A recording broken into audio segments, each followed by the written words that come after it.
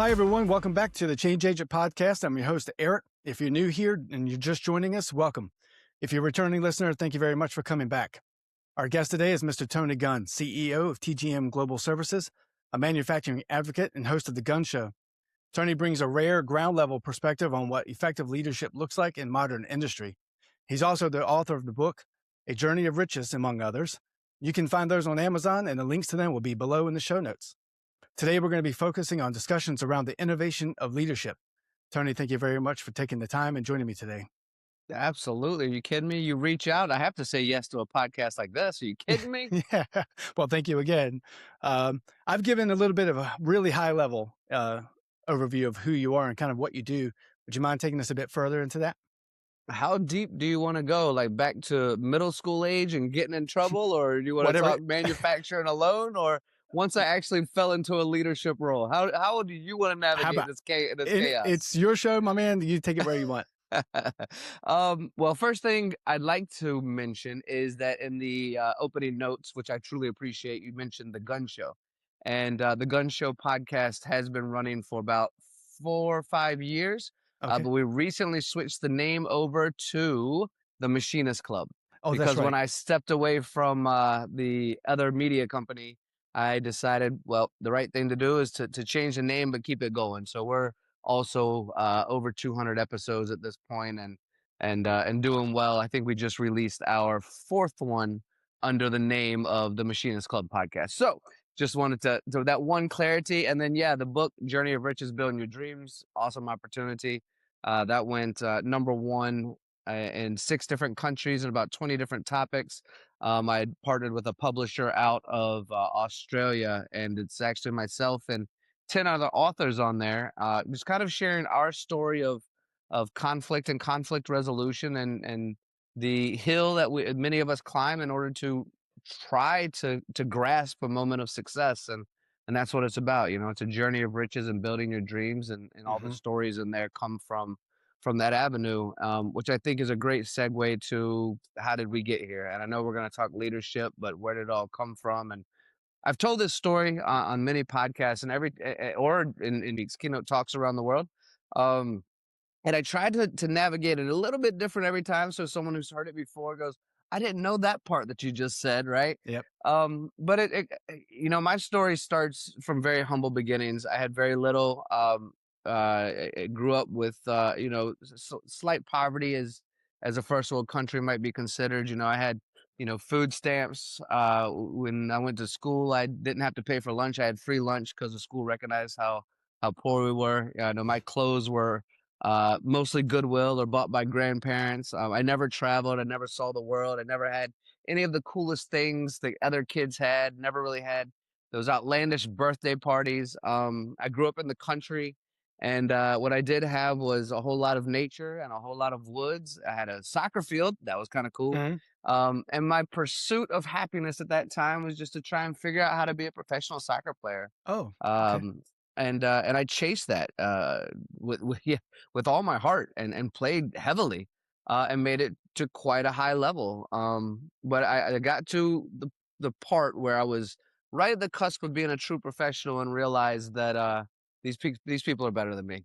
I don't know that I can make it much further. And I was a very poor student, and I didn't really have, let's say, much guidance in doing the right thing per university. And so when soccer wasn't the route that was going to work out for me, I completely accidentally fell into manufacturing. I'll take a pause because I know you want to talk as well. We can dive into the manufacturing journey, but that's kind of the foundation, which I think resonates with a lot of our engineers and manufacturers out there, because I think that a lot of us are misfits that have gotten into trouble. We like tinkering and messing with things and messing up things and putting it back together. And that was it kind of just fit. I didn't, after soccer, I mean, I was a lifeguard as a teenager, and other than being a professional athlete, I didn't have any real goals. I was an idiot, a pure idiot. And manufacturing, when I got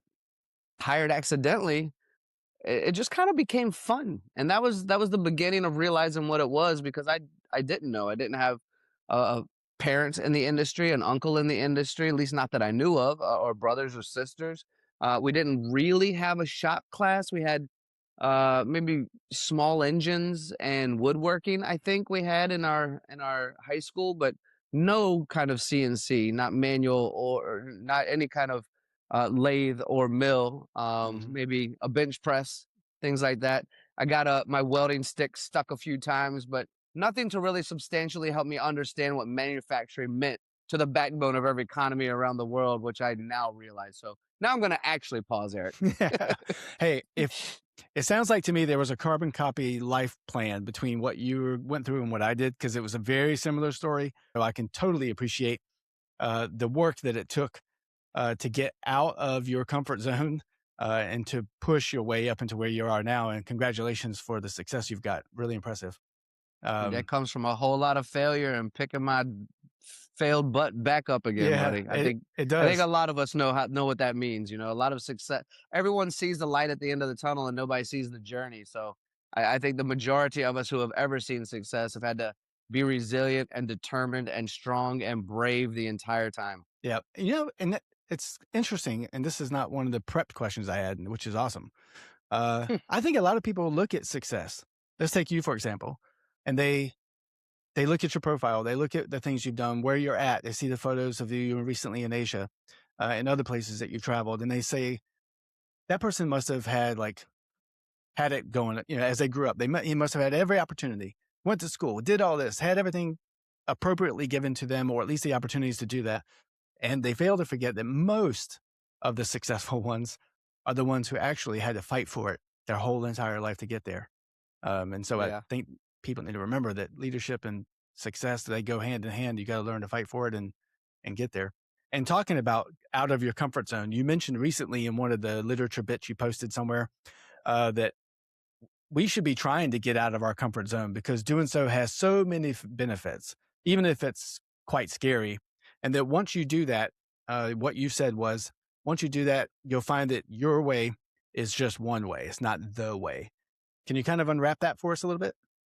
Absolutely. I don't mind at all. In fact, it's one of my favorite topics because I find that I had growing up in a very small town, Eric. I find that a lot of the people I grew up with are still in that town, Hmm. and they know very well that town, and they love their daily activities. And there's nothing wrong with that. I'm sure that there's people listening right now that are have stayed domestic their entire lives, and some people listening may have never left their state, and some a whole lot of people here in the U.S. don't even have a passport to travel to other countries. Hmm. But when it comes to comfort zone, although what you're mentioning to me about my post does come from travel itself, the comfort zone itself just means doing something you're afraid of, and being afraid is okay.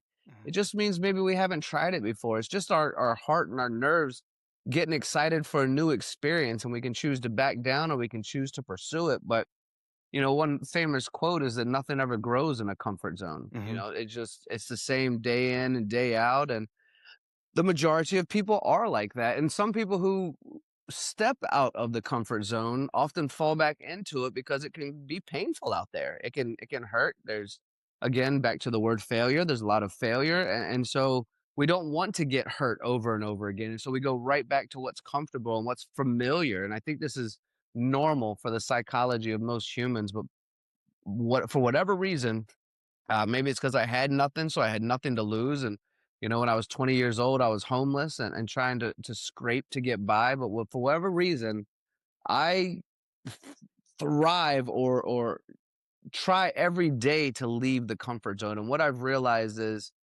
that it can be painful and it can be scary and it can hurt, but along the way, we realize that the comfort zone begins to expand and things that weren't comfortable start to become comfortable. It's Hmm. like stretching a rubber band in that circle and constantly expanding it to be able to navigate life in a really, really wonderful way. And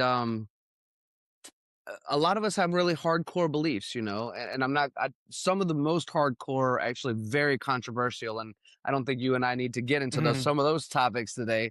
Uh, but what I've realized is that when I was 20, I knew everything. Yeah. I knew it all. I hadn't traveled much. I hadn't been anywhere. I was pretty much just a more or less just out of being an asshole teenager. Mhm. And I knew it all. You couldn't tell me a thing. I knew it, but I'm almost 50 now. And not that it's taken me this long, but I would say late 20s, early 30s, when I started seeing the world, yeah, there's so many quite clever and resonating perspectives of the same subject. And so I've studied that quite a bit. I did some online courses at Yale University studying the science of well-being and what all this mental stuff means and how we can continue to thrive in life. And a story that I think a lot of us have heard, but I like a lot, is if you had 5 people in a room and you shut the lights off and you had an elephant in the room and you had everybody describe what they were touching, they'd all describe something different because that elephant is huge. Yep. One might have a leg, one with a tail, a trunk, an ear,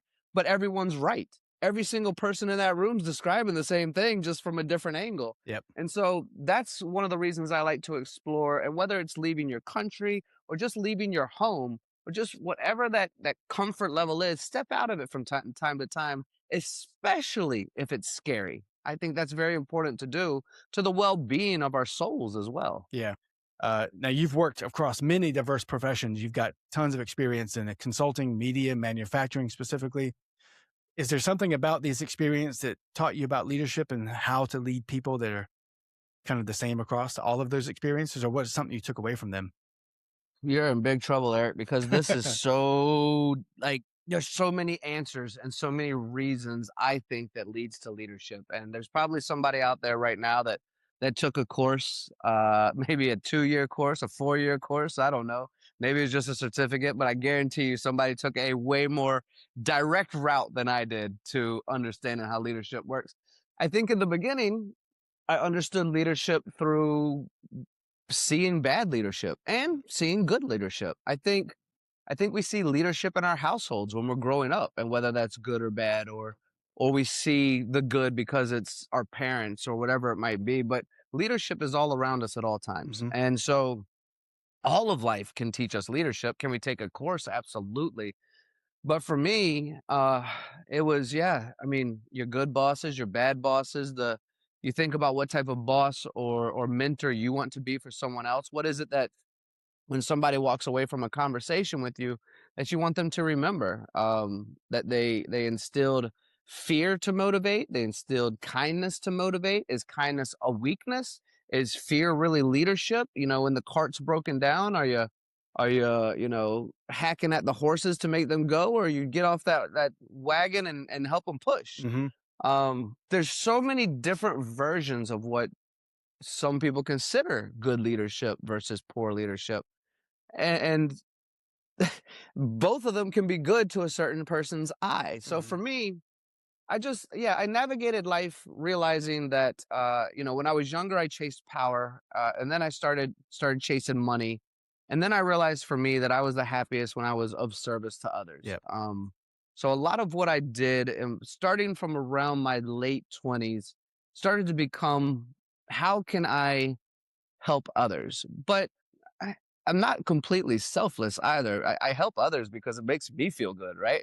I'm a happier person when I can help others. Mhm. So what can I do and what can I create in my life to bring myself joy, the most joy, which is helping others? And so I've pursued a path, um, kind of a winding, weird, indirect path, but it's always, as of late, as I've learned, it's been to figure out how I can do the best for those around me and enjoy life along the way. Yeah. So my style of leadership is really just try to be kind, but you have to be strong at the same time. I think that comes from courage and bravery, and not from beating someone else. I don't need to beat someone else down to make me feel good about myself. Yeah. I can feel good about myself regularly, and actually lifting people up is going to encourage them to want to do more as well. So I'm more of that mindset. I try to make the majority of my decisions based on love and kindness and not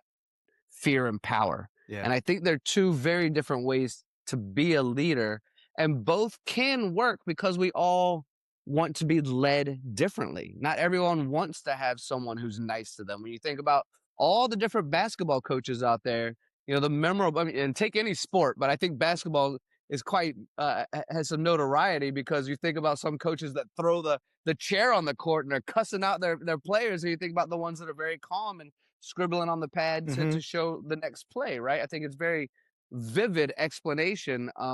But some folks thrive under one style versus another style versus a third, fourth, or fifth style. We all learn differently, and I think ultimately we can navigate to how we personally grow the most. But as a leader, if someone looks up to me as a leader or a mentor, I want them to walk away knowing that I was going to educate them through some form of kindness. Yeah. And you're right. The servant leadership perspective, trust, kindness, all that stuff is absolutely, I think, important, even for the individuals who thrive on more assertive leadership. They still need to know that you've got their back when they need you. And that servant leadership really plays into that. You've traveled all over the world. In fact, I wrote on my notes that you have a vast travel rap sheet.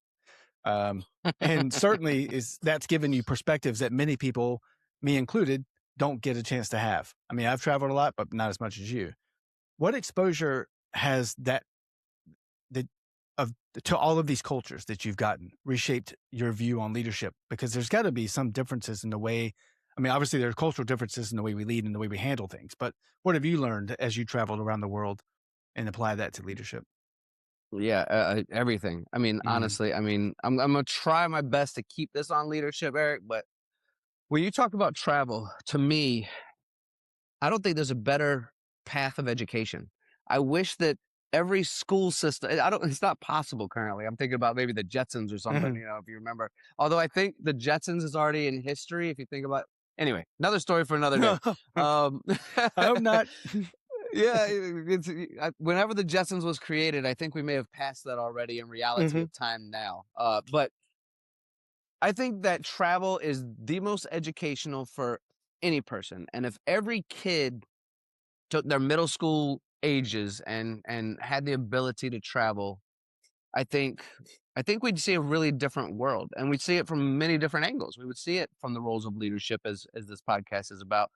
We'd see it in what we do for each other. We'd see it in the reduction of fear-based thought processes in areas of skin color and religion and sex and all of these things. The whole world is, you can navigate it, and you can navigate it typically quite beautifully. And I say that with a truth from my perspective, because yeah, I have actually been robbed a couple of times in places of the world.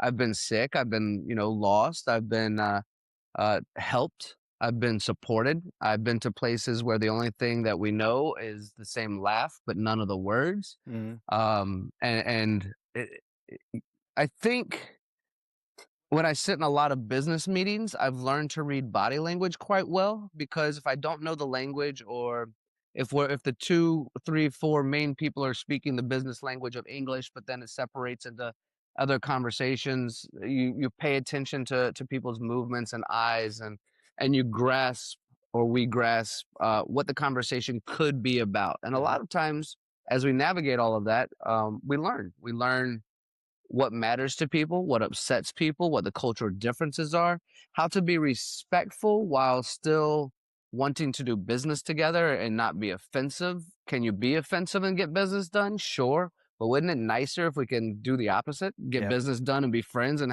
celebrate over a drink or something? There's nothing to me, going back to that main point, there's nothing to me more educational than seeing the world. And that, I think, other than maybe having a child, there's nothing that would teach someone to be more patient and gentler and kinder and more respectful if we take the opportunity to embrace someone's culture instead of applying what we already know everywhere we go. Yep. If we take a moment to absorb the information that's around us, observe, be keen about it, listen. We have two ears, we have one mouth, pay attention to that, listen. I can now sit in conversations with the utmost patience and tell where most people are coming from just based on how their story is being told. Yeah. Are they having a bad day or a good day? What did they go through? This travel has taught me so much about leadership that I don't even know if I can describe it effectively. And I apologize. I should have started this podcast off, Eric, with letting everyone know, guys, I just got off of a 20-hour flight and have not rested from Taiwan back to the US. Yep. But I don't think the sleep would have helped me, actually, Eric. I still don't think I could articulate how powerful the lessons are from traveling the world if we allow ourselves to absorb the information that's around us. Yeah, absolutely. And for the audience, I want you guys to know I didn't let him leave. So he did mention it, and I could have said, well, let's just cancel and do another day when you're rested. And I didn't do that. No. Yeah. The last question I have for you is this. Leadership obviously applies to so many different experiences that we have. We can, as you mentioned before, you can have leadership in the home, leadership in school, leadership in your job, leadership in sports. Is there some mistake that you see leaders making, even on a repeated frequency, that kind of erodes long-term organizational competitiveness, where it just starts to take the organizational down, or their effectiveness and leadership across the board? Other leaders start to fail because they suck at it. So Yeah. It's going to be a simple answer, actually, I personally think that the most corrosion I've seen, or places where there's a lot of unhappiness, comes from the leader just having a giant ego. Ego can be detrimental. Ego says that I'm right and you're not. Ego doesn't listen. Ego doesn't allow for anyone else to be a teacher. Ego is a controlling. Ego is all of these aspects, and that to me is not how the best leaders can be, except I see it a lot in leadership. And it's a catch-22, because we have to be confident in who we are to be a leader. Otherwise, we'll never make it. We won't think that we don't deserve to be believed in. We don't deserve to be leaders. Why would people listen to me? So we have to be confident.